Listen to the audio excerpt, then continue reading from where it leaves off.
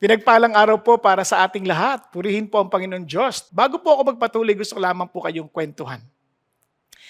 Meron pong isang lalaki na nawala po ang kanyang wedding ring. At sa kanya hong paghahanap ng kanyang wedding ring, doon ho siya sa may tapat ng poste na may ilaw, maliwanag. At doon ho, habang hinahanap niya, nakita ho siya ng kanyang kaibigan.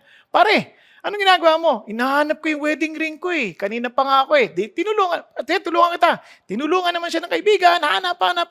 Magdadalawang oras na wala pa sila nakikita. So sabi nung kaibigan niya, pare, saan mo ba nalaglag yung wedding ring mo? 2 oras tayo naghanap dito. Ang hirap-hirap. Sabi niya, doon, sa kabila. Sa kabila, ba't dito ka naghahanap? Kasi dito yung may ilaw eh. Alam niyo, maraming tao ganyan. Parang humahanap sila ng solusyon sa mga problema sa buhay sa maling lugar. Bakit ko sinabi sa inyo yan? Tingnan ninyo po sa ating panahon, sa pandemya, ang dami-dami nating sinisisi, sa hirap ng ating ekonomiya, dami nating tinuturo. Sinasabi natin, baka nasa leadership yung problema, baka nasa kung saan-saan ang problema.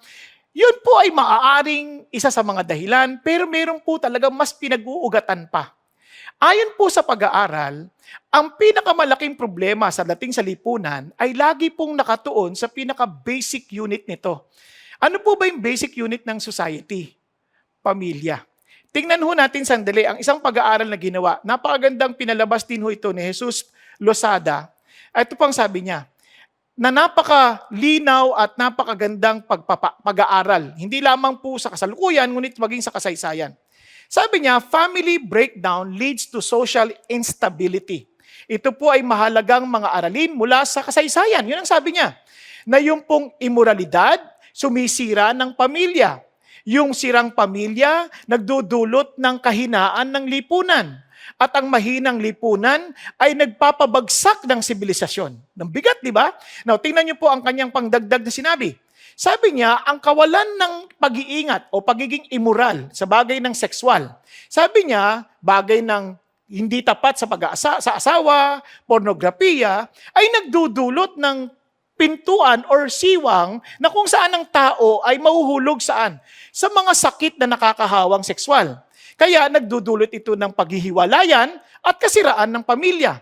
At ang sinang pamilya, obviously, hihina ang lipunan. Bakit? Yung mga bata na nasa ilalim na kung saan ang kanilang mga magulang ay naghiwalay, sila'y maapektuhan, hindi makapag-aral ng mabuti. At sigurado, yung yung progress sa katalinuhan, masisira. Ang kanilang kinabukasan ay maapektuhan. Kaya ito rin ay nagdudulot ng mataas na porsyento ng krimen at gayon din ang pagkakahiwalay, yung pong parang alienation ng mga kabataan at pagpapakamatay. Yan po ang malungkot na realidad. Now, tingnan po natin pa. Sabi niya, para daw ho mabuo muli ang ating mahabang karanasan ng kapayapaan, kailangan natin maibalik ang totoong pag-ibig, tamang pagiging magulang, at maayos na pamilya. Yan po ang hamon. Kahit alam niyo po ba, hindi lamang, yung sinabi niyang yan, ang mga taong magsusuporta ng kanyang argumento ay katulad ni Arnold Toynbee. Si Arnold Toynbee po ay isa pong historian. At itong sabi niya, 19 sa 21 tanyag at talagang prominenteng sibilisasyon, sabi ganun, ay nasira hindi dahil sila'y sinakop mula sa labas. Dahil ito sa moralidad na nasira sa loob.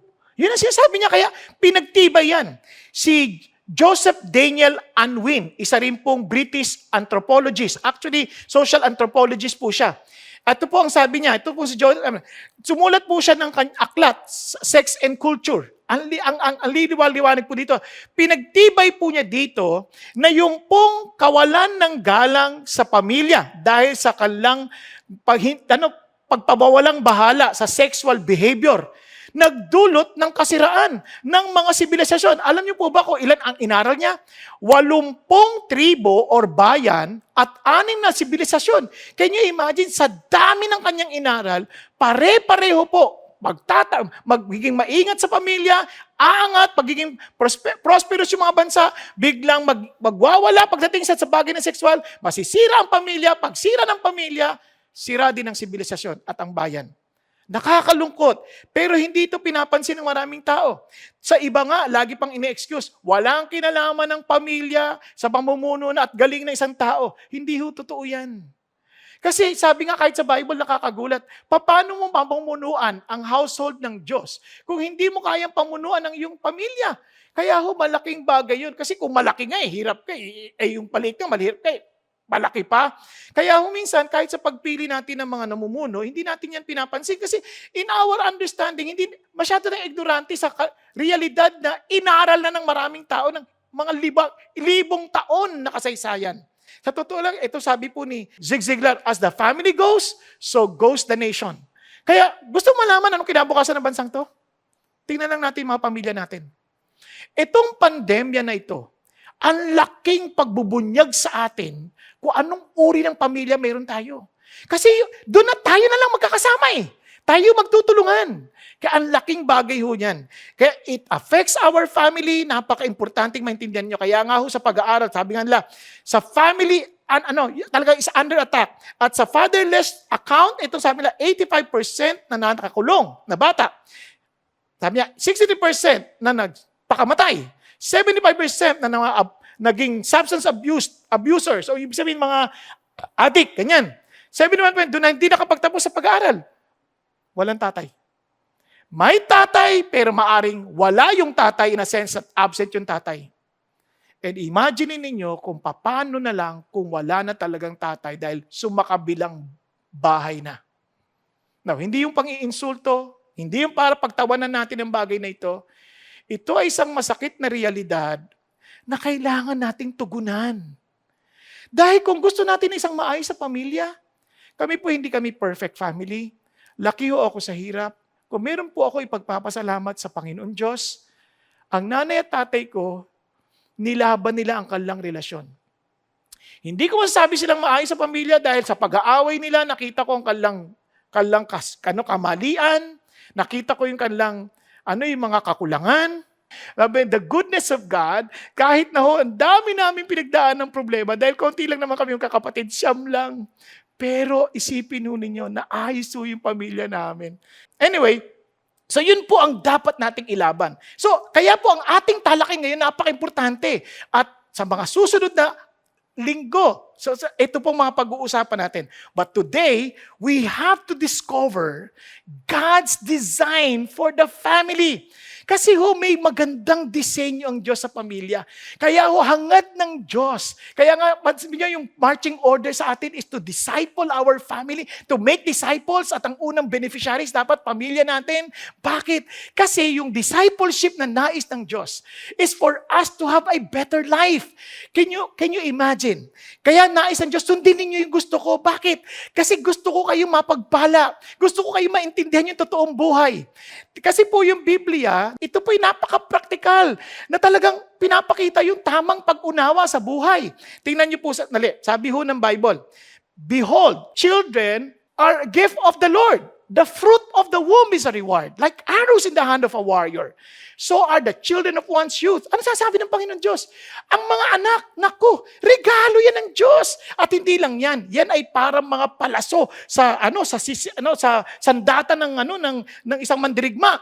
Sabi niya, kaya mapalad ang merong maraming anak na ganyan. Bakit kamo? Tayo, habang lumalakad tayo sa Panginoon Diyos, maraming magagalit sa atin. Hindi ko mo lumalakad ka na matuwid. Matutuwa tao sa'yo? Hindi. Minsan dahil sa katwiran, magagalit pa sila sa'yo.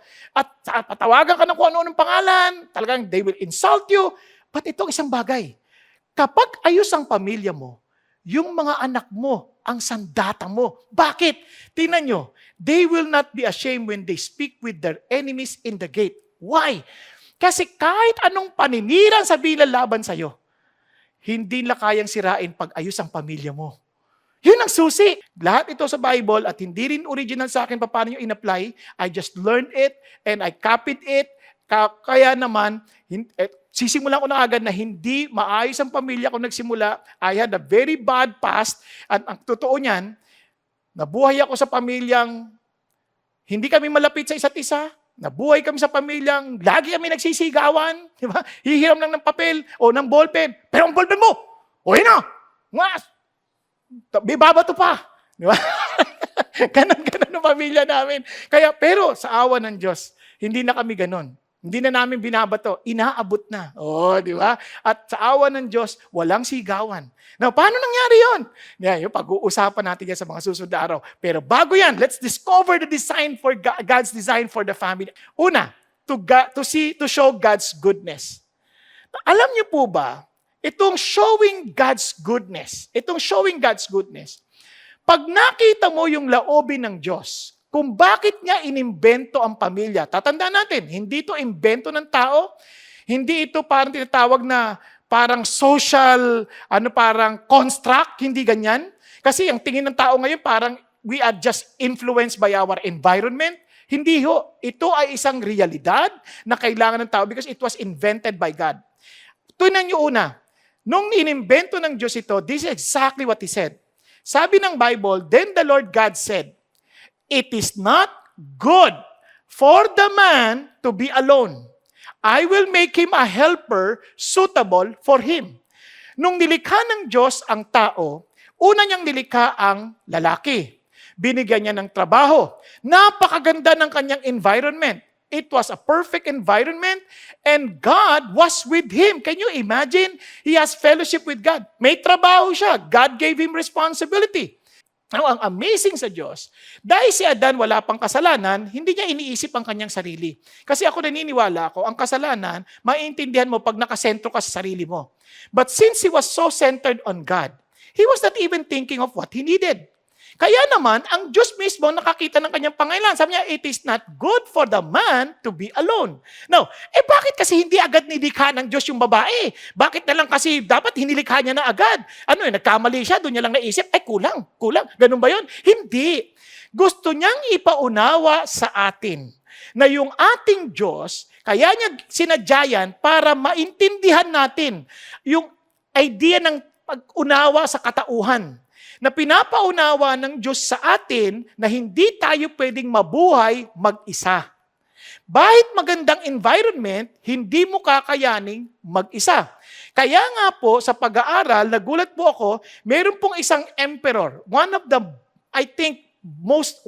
most brilliant emperors in Rome, si Frederick II. So ngayon, sabi niya, ganito naman ang experiment ko. Gusto ko maintindihan sa larangan ng mga bata. Gusto niyo maintindihan kung yung mga bata, ano talagang salita ang dapat nilang matutunan. Ano ba totoong salita? Hebreo, Latin, Grego, ganyan. So ang gagawin nila, lahat ng mga batang ito, hindi kakausapin. Papakainin lang, pero walang makikipag-usap para walang magtuturo sa kanila ng salita. Walang makikipag-usap. So sa mga salita, kung ano yung natural na lalabas, yun ang totoong salita na original. Alam niyo kung ano nangyari? Pinapakain, maganda environment, walang kausap, patay silang lahat. It only shows that human beings cannot exist and survive in isolation. Kailangan natin ang isa't isa. That is exactly what God is saying. Kaya sabi ng Panginoon, I want you to understand about your humanity. I want you to understand about yourself. So that's why I'm telling you this. Hindi dahil sa nagkamali ko, mali, kulang na isa. Hindi ganun. I want you to understand our nature. Kaya sabi ng Diyos, because I care for you, I want the best for you, I want what is good for you, I am giving you a partner. Now, ang ganda nito, hindi niya binigay, si Adan, hindi niya binigyan ng Steve. Bakit? Kasi may kailangan ng opposite para mag-create ng pamilya. Di ba? Hindi rin naman. Kaya si Adan binigyan ng Eve. Now, kaya si Adan, though he did not know that he needed an Eve, ang amazing dito, nung nakita niya, wow! Flesh of my flesh, bone of my bones. Ito yun, ito talaga yung hinahanap ko. Jackpot! Yun na, sobrang saya. Di ba sabi nga nila, opposite signs attracts? Yan. Hindi, kaya napaka-importante. Baka magtanong kayo sa akin, bakit merong Huwag natin pag-usapan muna yan kasi hindi yan ang ating topic ngayon. Pero isang bagay lang maintindihan ninyo.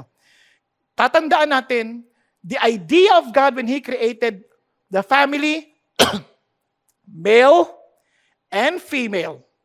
Yan ang idea ng Diyos. That is the most essential part of the family. Male and female being a husband and a wife. Yan ang essential ng pamilya. Kaya kailangan yan. It was invented by God. Why? Because God is looking for what is good for us. Now, tingnan niyo pa po. Amazing si God, hindi lang siya concerned about our social life, He is also concerned with what? With our productive life. Sabi niya, two are better than one because they have a good return for their labor. Gusto niya tayong maging productive. Ganon tayo kamahal ng Diyos. It's for our good. And sabi niya, for either of them falls, the one will lift up his companion. But woe to the one who falls when there is not another one to lift him up.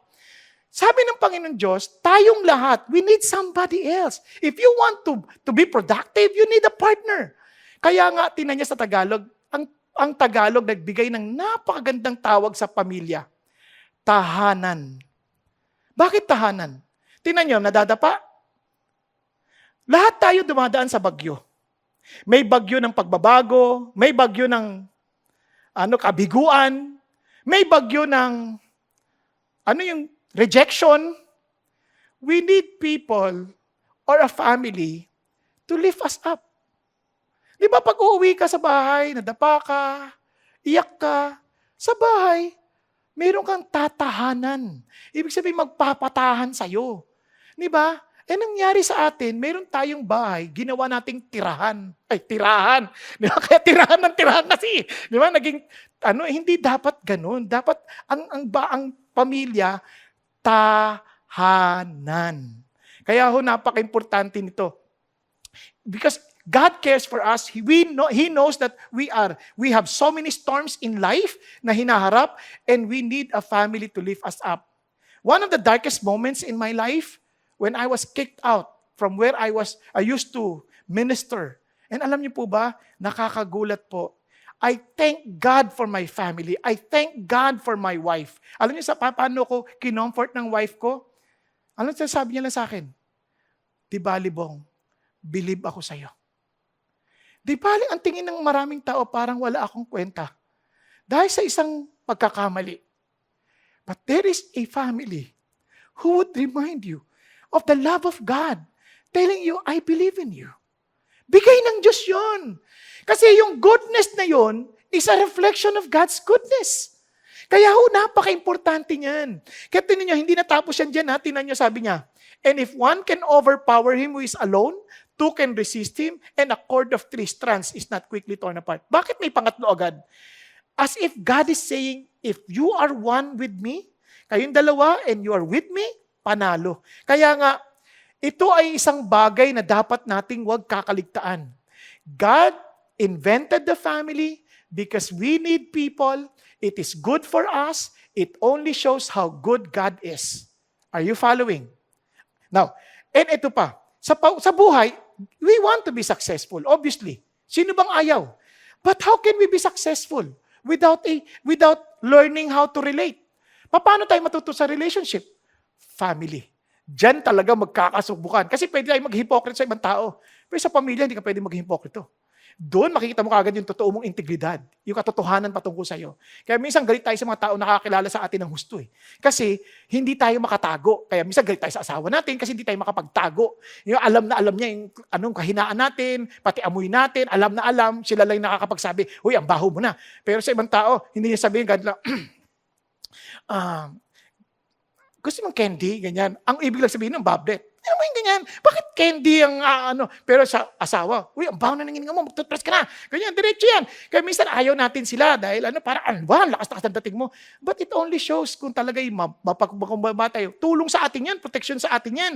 Kaya nga, in the family, we can learn to increase in wisdom, in stature, in favor with God and man. And obviously, by wisdom, a house built, hindi lang yan, puro pakiramdam. Di ba? Pag nagkapakasal sa iba, I love you, hindi ka na kaya. Pag pumasok ang puso ang pag-ibig sa puso ni naman, wala, hamakin ng lahat. Minsan ganun tayo. May pag-unawa. Wisdom, a house is built. Understanding, it is established. Kaya pag hindi mo yan inunawa, hindi ka nagkaisip ng mga ganyang bagay, I'm telling you, you will not be successful. Ang problema, ang totoong success, ayon nga kay George Barna, nagkaroon sila ng pag-aaral. They tried to do a survey. And this is what they found out. Real success is found in having a happy, good family. Not wealth, not parang recognition, but a good, happy family. Kaya ito po isang bagay na dapat natin maintindihan. There, we can only find that where? In the family. Paano kami? Single kami, hindi naman kami magulang. Bakit? Yung family ba sa magulang lang? Ang family, kahit kung mali yung magulang mo, then you can be an influence to them. At kung ikaw naman, magsisimula ka ng sarili mong pamilya, at least makakapagsimula ka na ng tama. Okay ba yan?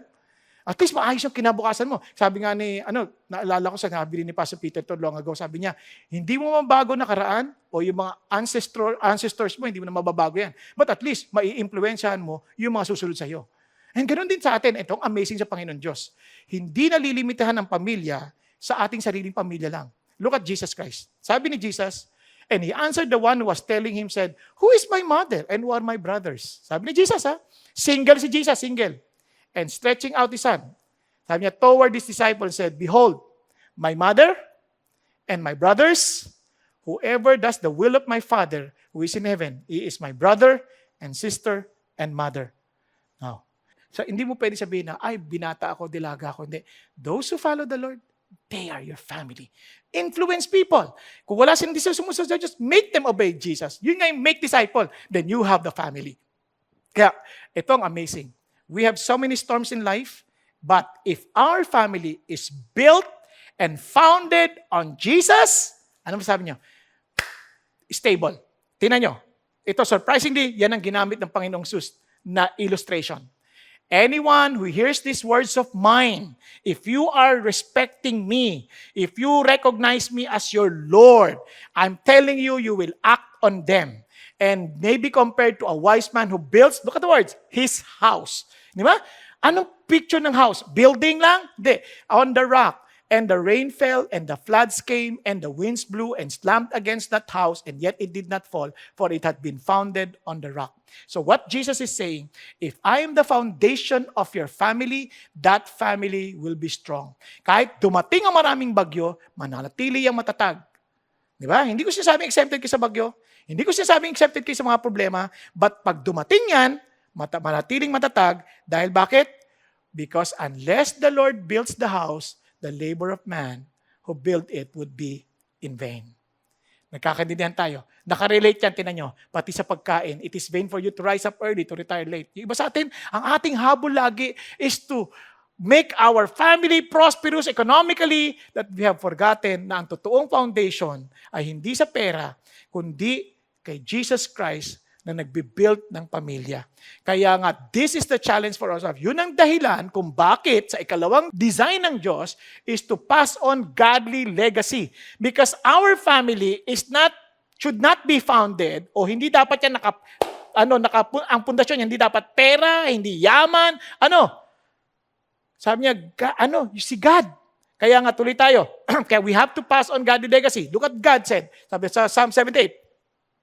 Sabi niyo yan, we will not conceal them after their children, them from their children, but tell to the generation to come the praises of the Lord and His strength and His wondrous works that He has done. Papasa ko sa mga anak. Sabi niya, He had commanded our fathers that they should teach them to their children, that the generation come might know, even the children yet to be born. Amazing, no? Hindi lang yung anak, kundi yung mga anak na ipapanganak pa. Ibig sabihin, pati apo. And sabi that they may arise and tell them to their children. Amazing. That they should put their confidence in God and not forget the works of God, but keep His commandments. Bakit? Because if we found our family on God, yan ay matibay. Maraming bagyo, pero matibay. Yun ang sinasabi ng Diyos. Kaya napaka-importante ito. Kaya when we know that God's design is to pass on a godly legacy, what God is saying, tiyakin mo na yung anak mo at yung mga susunod sa akin magtitiwala. Alam niyo ba ngayon, marami tayong narinig na ganito? Sa mga magulang, hindi ko ipipilit sa mga anak ko yung paniniwala ko. Ha? Hindi mo ipipilit? Bakit? Hayaan mo sila mag-decide. Ganun ang iyong pagkaintindi. Ibig sabihin, yung pinaniniwalaan mo, hindi dapat mong paniwalaan. Kasi kung yung pinaniniwalaan mo, tama at alam mo na ito'y karapat dapat matutunan ng anak mo dahil alam mo ito ang tanging buhay at ito ang magbudulot ang buhay na walang hanggan at maayos na pamumuhay, hindi pwedeng hindi mo ito Pag walang bahala, nahahayaan mo lang yung anak mo mag-isip kung anong gusto nila. Hindi. Importante ito. So you need to be intentional in telling them, man, there is no other way for you to live but to live with God as your foundation. Kaya napaka-importante yan. Tingnan nyo, not be like the fathers. Look at the words. A stubborn, rebellious generation, a generation that did not prepare its heart, whose spirit was not faithful to God. Huwag kayong ganon. Kaya importante ito, ano po ba tayo? Naintindihan po ba natin ang ating pananampalataya na tinatayuan? Naintindihan po ba natin talagang kung hindi tayo kay Kristo, wala ho tayong kwenta? Kung yan po ay maliwanag sa atin, hindi rin ako papayag na hindi maintindihan niya na aking anak. Hindi ko sila gugustuhin mapilitan lamang sa paniniwala, pero titiyakin kong makilala nila si Jesus and for them not to have a borrowed faith, but to have a real confidence on God. Dahil alam nila that they have found Him personally. Meron silang personal na encounter sa Diyos. Hindi ho hiram na pananampalataya. Kaya nga, kailangan kong sabihin sa kanila ito. Ipakilala ko si Jesus sa kanila. Kaya nga, sabi ni Lord, go and make disciples of all nations. Baptize them in the name of the Father, the Son, and the Holy Spirit. Teach them to observe. Ituturo mo lang. Dadalin mo lang sa kanila. But they are not my disciple. They are Jesus' disciple. Kaya they have to have a personal encounter with Jesus. Kailangan sila magkaroon ng personal tagtagpo sa Diyos. Yan ang sinasabi ng Panginoon. Kaya we have to disciple. Because that's our calling.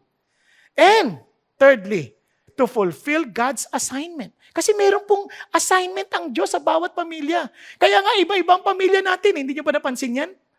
Kaya natin, pamilya lang nila Pastor Peter, grabe, ang tatangkad, ang gagwapo, tapos, ang puputi.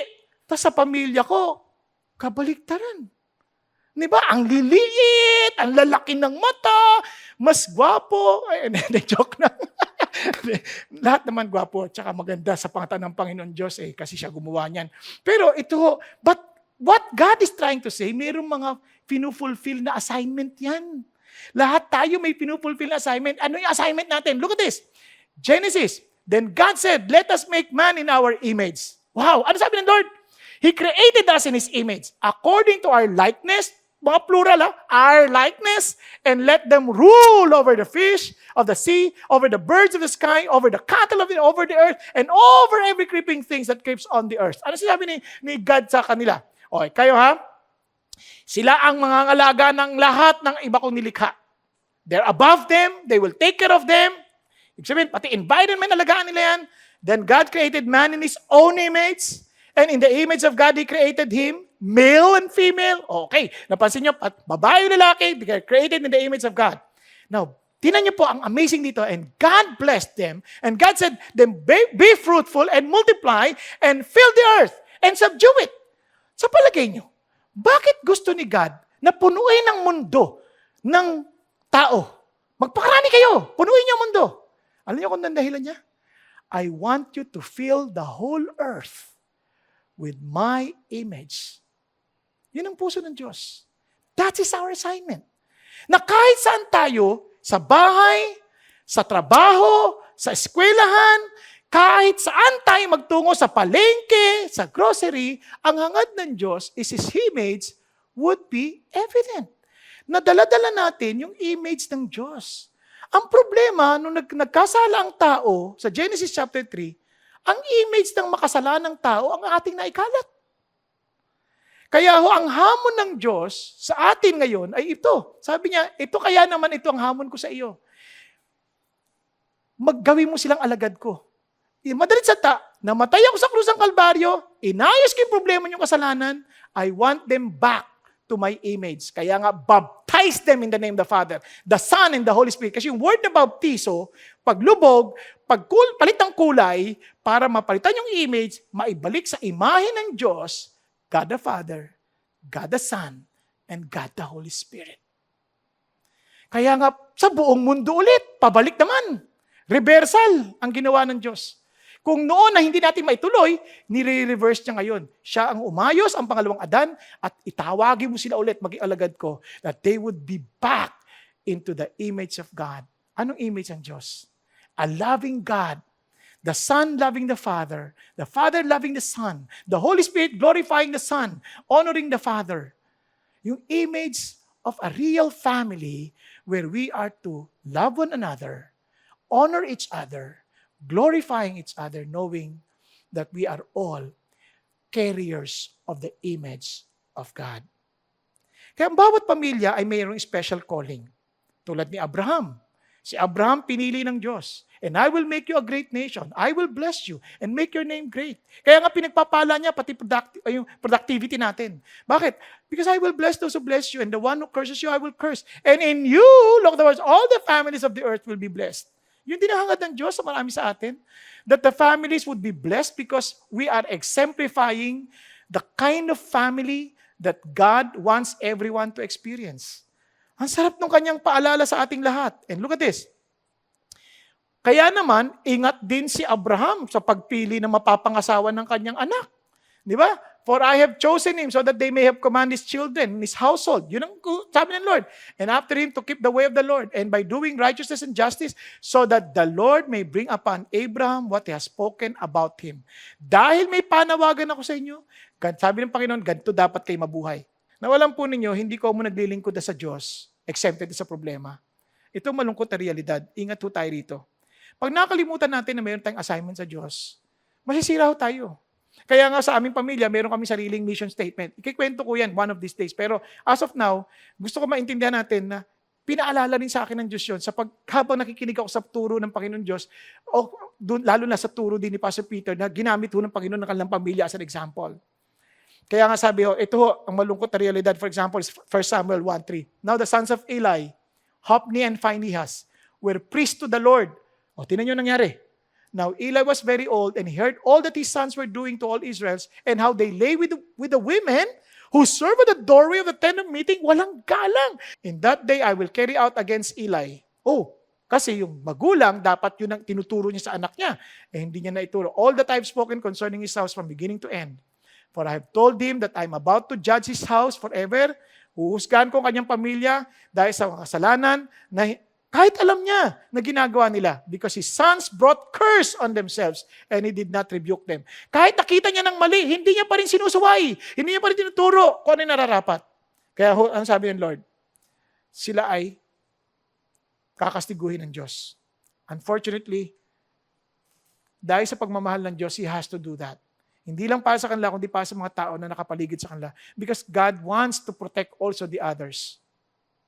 Kaya ang challenge sa atin ngayon ito, katulad po ni Joshua, can you honestly say to the Lord and say, but as for me and my house, we will serve the Lord. Sa totoo lang, tulad din ninyo, tulad din ng maraming tao, mula naman sa mukha yan, may mga tukso rin sa buhay. Kahit sa mga tukso na yun, sa awa ng Diyos, hindi kanya hahayaang madupilas ng sadsad dahil hawak-hawak ka niya. Dahil lagi niyang papaalala na ikaw ay may assignment. And kapatid, kung sa tukso-tukso lang, pwede naman akong sumuko, bumigay, pero lagi kong iniisip, yung buhay ng ibang tao. Okay lang kung pamilya ko lang madadamay. Paano ko yung buhay ng iba? Paano kung hindi na rin nila makilala si Jesus? Buhay na ay kamatayan na walang hanggan.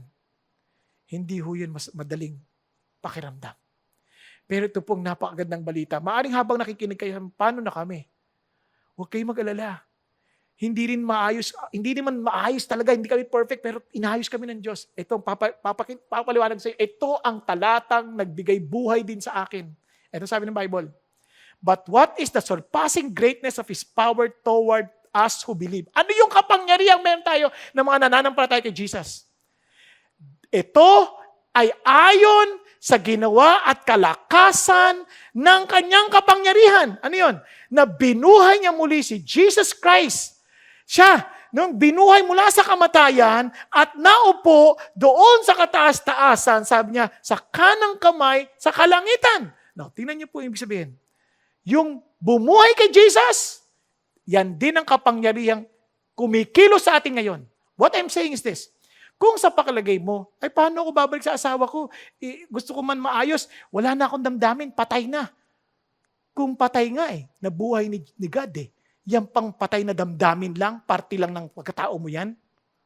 Di ba? Paano yung wala na Wala na kaming intimacy sa pamilya. Kung patay na intimacy, kayang buhayin ulit ng Panginoon yan. Maniwala ka dahil yan din ang kapangyarihan na at work in you. Pwede pang maayos ang pamilya ko? Yes. Just learn and obey and trust God that He will do what He promised. Alam po ninyo, meron pong isang bata. He spent his life in prison. Actually, doon na siya doon na siya pinanganak sa kulungan. And nung napalabas siya sa kulungan, napunta siya sa iba't ibang foster homes. At talagang gustong-gusto niya magkaroon ng pamilya. At natagpuan niya po yung totoo niyang magulang. Natagpuan niya. At yung magulang niya, yung talagang nanay niya, natagpuan niya, nung nakita niya, timing, mamamatay na. Kaya naman, doon sa funeral, na-discover niya na mahal siya din, meron siyang mga kamag-anak, pero ayaw din sa kanya. So, anong ginawa niya? Nagpaskil po siya sa may kongregasyon. Sabing ganoon, ampunin niyo po ako, kahit sino, sasama po ako, sabi ni David. Noong parehong taon, si Jackie Turner, 26 years old, isang college student, mula sa isang abusadong pamilya. Talagang kawawa itong pamilya na to, ginugulpi sila, pinapagalit, sinisigawan sila, sinasabunutan, talagang kawawa ho. And alam niyo po sinabi niya, babae po ito. Sabi niya, hindi ako nakaramdam ng yakap sa aking nanay. Hindi ako nakaramdam ng tingin man lang ng aking tatay na pagmamahal, kundi puro galit. Kaya sabi niya, nagsabi siya sa mga tao, para nyo ng awa. Tanggapin naman ninyo ako kahit sa pamilya nyo lang. Kami naghahanap ng yakap. Alam niyo po bang napakaraming mga taong tulad ni Jackie at ni David na wala hong pamilya? Maaring anak niyo pa sila Nandyan sila sa bahay niyo pero hindi napapansin. Nangangailangan din sila. Baka nga tatay niyo pa nga sila Naakala niyo dahil tatay niyo sila, hindi nila kailangan ng pagkalinga, ng atensyon. Baka nga nanay niyo pa sila. Baka nga yung katulong ninyo. At kung naririnig niyong mensaheng ito, baka naman ikaw ang hinahanap ng Diyos para umabot sa kanila at maramdaman nila ang isang pag-ibig na maiaabot ng isang pamilya ayon sa disenyo ng Diyos. Alam niyo kung bakit? Dahil mahirap ipasa ang isang pag-ibig na hindi mo naranasan. Ang pag-ibig na ito ay pinaramdam sa atin ng Diyos, pinakita sa atin ng Diyos sa magitan ng kanyang anak na si Jesus na namatay para sa ating kasalanan, para sabihin sa atin, bibigyan kita ng bagong buhay na may kasaganaan ito, may kabuluhan, at hindi lang buhay na may kabuluhan, kundi buhay na walang hanggan. Gusto kong maramdaman mo ang yakap ko ng walang hanggan at ipadama mo rin sa iba na nangangailangan ito. Yan ang disenyo ng Diyos. Handa mo ba itong ipagkaloob? At kung natatakot kang wala ka nun, bakit hindi ka lumapit kay Jesus? At sabi ng Panginoong Jesus, ang tagal ko na pong hinahanap to. Kung totoo pong mahal niyo ako, tinatanggap ko po ang pag-ibig ninyo. Sinusuko ko ang buhay ko sa inyo at gawin po ninyo ako alulod ng pag-ibig nyo sa mga taong naghahanap nito. Tayo pong lahat ay yumuko at pumikit. Panginoong Hesus, maraming salamat po. Kilala niyo ang bawat nakikinig sa mga sandaling ito. Alam niyo po mga taong nangungulila sa yakap ng pag-ibig ng sino man, ng magulang, ng ama, ng ina, ng kapatid. Naghahanap, Panginoon, ng kalinga, ng totoong pag-ibig. Pero hindi rin nila maintindihan kung paano ito. Mga magulang na nais din lang itong ibigay sa kanilang anak, pero hindi nila maintindihan kung paano nila gagawin at paano nila sisimulan. Panginoon, tulungan niyo po silang lumapit sila sa inyo ngayon. At kung kinakausap ka ng Diyos, sabi mo, Panginoong Hesus, malapit ako sa iyo ngayon, sumusuko ako sa iyo, tinatanggap ko ang pag-ibig mo. Nang sa ganun, punuin mo ang puso ko ng pag-ibig mo na maipasa ko ito sa iba. At Panginoon Jesus, salamat na matay ka sa krus ng Kalbaryo para sa aking kasalanan. At salamat muli kang nabuhay para ipakita mo sa akin na kaya mo rin buhayin maging ang mga patay kong damdamin. Kaya mo rin buhayin ang wala akong malasakit na puso. Kaya mo rin buhayin ang makasarili kong pagkatao para maging mapagbigay, Panginoon, sa iba. At tunay na madama nila ang pamilyang dinisenyo ninyo. Ang pamilyang nagpapahayag ng pag-ibig ninyo, kabutihan ninyo, ng mga palatuntunan ninyo, at buhay na walang hanggan na hangad ninyong maranasan naming lahat kasama kayo. Kahit Panginoong Hesus, tinatanggap ko po ang pangako ninyo, ang kabayaran sa kasalanan, at tinatanggap kita bilang aking Panginoon at tagapagligtas, at ang muling pagkabuhay ninyo ay maging totoo sa akin. Salamat po. Salamat po, Panginoong Hesus. Ngayon naman, pinapanalangin ko ang bawat isa sa atin. Panginoon, batid ninyong napakaraming nangungulila, batid ninyong maraming naghahangad ng pag-ibig. At dalayan ko po, Panginoon, gamitin niyo kami bilang iyong alulod na maging, Panginoon Diyos, daluyan ng pag-ibig niyo sa ibang tao. Aming Ama, na kami maging kanilang kapatid, maging magulang, kung sino man sila, Panginoon Diyos, dahil alam namin na kapag sila'y sumunod sa inyo, kami po ay kabahagi ng isang pamilya, pamilya ng pagmamahal, pamilya ninyo, pamilya ng pangwalang hanggan. Salamat po sa pangalan ni Kristo Jesus. Amen at amen.